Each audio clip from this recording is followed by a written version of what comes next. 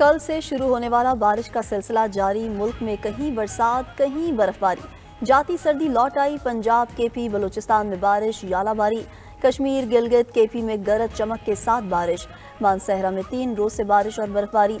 वादी कागान में 2 से 4 इंच तक बर्फ की तह ने सर्दी बढ़ा दी। कालाम, मालम जब्बा और गिरदोनवाह में भी सफ़ेद चादर बिछ गई। गलियात में सड़कों की बंदिश, सयाह फंस गए। वादी नीलम, आज़ाद कश्मीर में भी 2 से 3 फीट तक बर्फ की तह जम गई। रास्तों की बंदिश से इलाका मकीनों को मुश्किलात। एबटाबाद, इस्लामाबाद में भी बादल खूब बरसे। लाहौर, रावलपिंडी, ननकाना, जहलम, चकवाल, अटक समेत पंजाब में भी रिमझिम।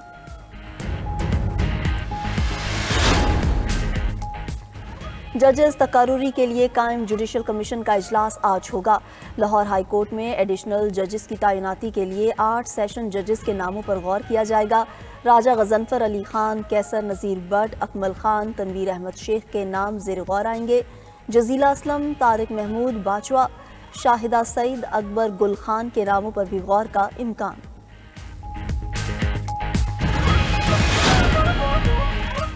अबूधाबी के वली-ए-अहद शेख खालिद बिन मोहम्मद बिन जायद अल नहयान का दौरा पाकिस्तान। सदर मुमलिकत और वज़ीर आज़म ने मुअज़्ज़ज़ मेहमान का इस्तकबाल किया। शेख खालिद बिन मोहम्मद और वज़ीर आज़म शहबाज शरीफ की मुलाकात। तारीख़ी ताल्लुकात को मज़ीद मजबूत बनाने के अज़्म का इयादा। शहबाज शरीफ ने हर मुश्किल वक्त में साथ देने पर मुत्तहिदा अरब इमारात का शुक्रिया अदा किया। वफूद की सतह पर भी बातचीत। बैंकिंग, कानकुनी, रेलवे समेत मुख्तलिफ शोबों में मुफाहमती याददाश्तों और मुआहिदों पर दस्तखत। तकरीब में army chief general Asim Munir की भी शिरकत। मुअज़्ज़ज़ मेहमान की ऐवान सदर भी आमद। सदर मुमलिकत ने निशान पाकिस्तान से नवाजा। शेख खालिद बिन मोहम्मद मुख्तसर दौरा मुकम्मल करके वापस चले गए। वफाकी काबीना में तोसी, 24 से ज़ायद नए अरकान की शमूलियत। 12 नए वुज़रा, 9 वुज़राए मुमलिकत ने हलफ उठा लिया।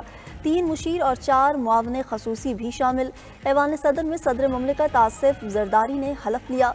नए वफाकी वुज़रा में हनीफ अब्बासी, मोइन बट्टू, मुस्तफ़ा कमाल, सरदार यूसुफ और औरंगज़ेब खिची शामिल। अली परवेज़ मलिक, राना मुबशर, रज़ा हयात हराज, तारिक फजल चौधरी, शिजा फातिमा, जुनेद अनवार और खालिद मक्सी भी वफाकी वज़ीर बन गए। बैरिस्टर अकील, मलिक रशीद, खैल दास, तलाल चौधरी ने वज़राए मुमलिकत का हलफ उठा लिया। अब्दुर्रहमान कांजू, बिलाल कियानी, मुख्तार भरत, ओन चौधरी और वजीहा कमर भी वज़राए मुमलिकत में शामिल। जब भी मुल्क तरक्की की राह पर गामजन हुआ, बहरानों में धकेला गया। सदर नून लीग नवाज शरीफ का एक बार फिर शिकवा। सियासी इस्तेहकाम और पॉलिसियों का तसलसल तरक्की के लिए नागुज़ीर करार। कहा, नून लीग ने एक बार फिर मुल्क को बहरानों से निकालने का बेड़ा उठाया। तमाम सूबों की शिरकत के बगैर तरक्की का अमल मुकम्मल नहीं होगा। ANP के साबिक रहनुमा जाहिद खान नून लीग में शामिल। नवाज शरीफ की क़यादत पर मुकम्मल एतमाद का इजहार। सदर नून लीग जाहिद खान की शमूलियत का खैर मकदम।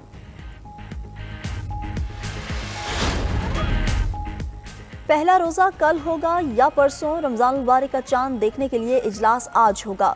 मरकज़ी रोयत हलाल कमेटी का इजलास मौलाना अब्दुल खबीर आज़ाद की ज़ेर सदारत पेशावर में शेड्यूल।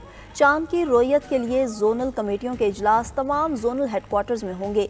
सऊदी अरब में भी रमज़ान का चांद आज तलाश किया जाएगा। माहिरीन फल्कियात के मुताबिक सऊदी अरब में रमज़ान का चांद आज नजर आने का इम्कान है। अमरीका में कैलेंडर के तहत पहला रोज़ा 1 मार्च को होगा।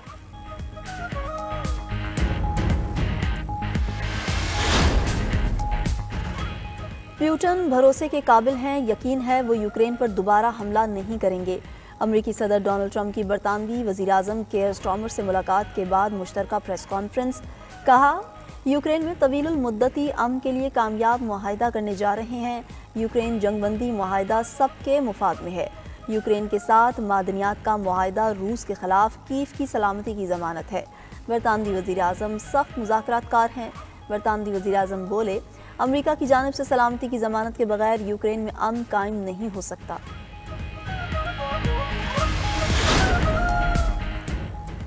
चीन से दरामदात पर इजाफी 10% टैरिफ 4 मार्च से नाफिज हो सकता है। अमरीकी सदर डोनाल्ड ट्रंप कहते हैं कि कनाडा और मैक्सिको पर 25% टैरिफ हर सूरत लगेगा।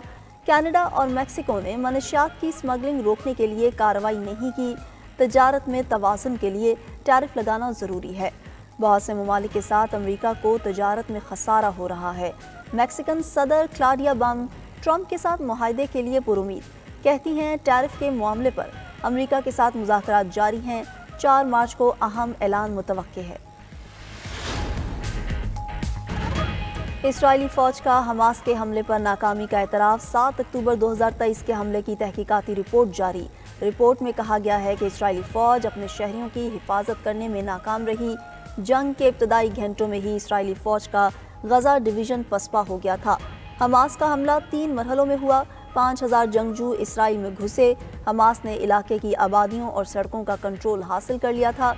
इसराइली फ़ौज हमास की अस्करी सलाहियतों को कमज़ोर समझने की गलतफहमी में मुब्तला थी।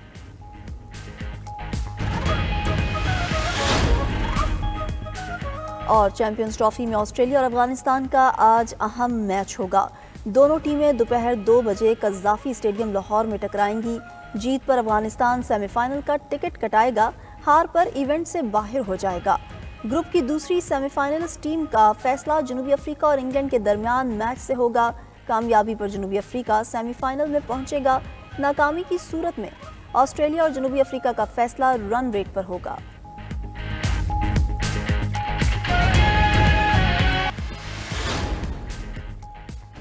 सुप्रीम कोर्ट में जजेस तकर्री के लिए कायम जुडिशल कमीशन का इजलास आज होगा। लाहौर हाई कोर्ट में एडिशनल जजेस की तैनाती के लिए 8 सेशन जजेस के नामों पर गौर किया जाएगा। राजा गजनफर अली खान, कैसर नज़ीर भट्ट, अकमल खान, तनवीर अहमद शेख के नाम ज़ेरे गौर आएंगे। जजीला असलम, तारिक महमूद बाजवा, शाहिदा सईद, अकबर गुल खान के नामों पर भी गौर का इम्कान।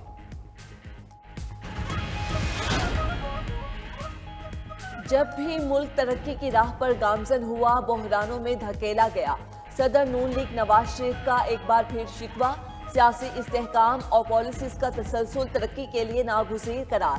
कहा नून लीग ने एक बार फिर मुल्क को बहरान से निकालने का बेड़ा उठाया है। तमाम सूबों की शिरकत के बगैर तरक्की का अमल मुकम्मल नहीं होगा। ANP के साबिक रहनुमा जाहिद खान नून लीग में शामिल। नवाज शरीफ की क़यादत पर मुकम्मल एतमाद का इजहार। सदर नून लीग जाहिद खान की शमूलियत का खैर मकदम। काम का दौरानिया और इजलास भी कम मगर कानून साजी ज्यादा। बिल डॉट ने 16वीं कौमी असम्बली के पहले साल की कारकर्दगी रिपोर्ट जारी कर दी। रिपोर्ट के मुताबिक मौजूदा असम्बली ने पहले साल 212 घंटे काम किया, 93 इजलास हुए। गुज़श्ता असम्बली ने पहले पार्लिमानी साल 297 घंटे काम किया और 96 इजलास हुए। मौजूदा असम्बली में अहम कानून साजी में इजाफा देखने में आया। 26वीं आईनी तरमीम भी मंजूर हुई। मौजूदा असम्बली के पहले साल में 47 बिल, जबकि गुज़श्ता असम्बली के पहले साल में सिर्फ 10 बिल मंजूर हुए। अरकान की हाजिरी भी औसतन 66% रही।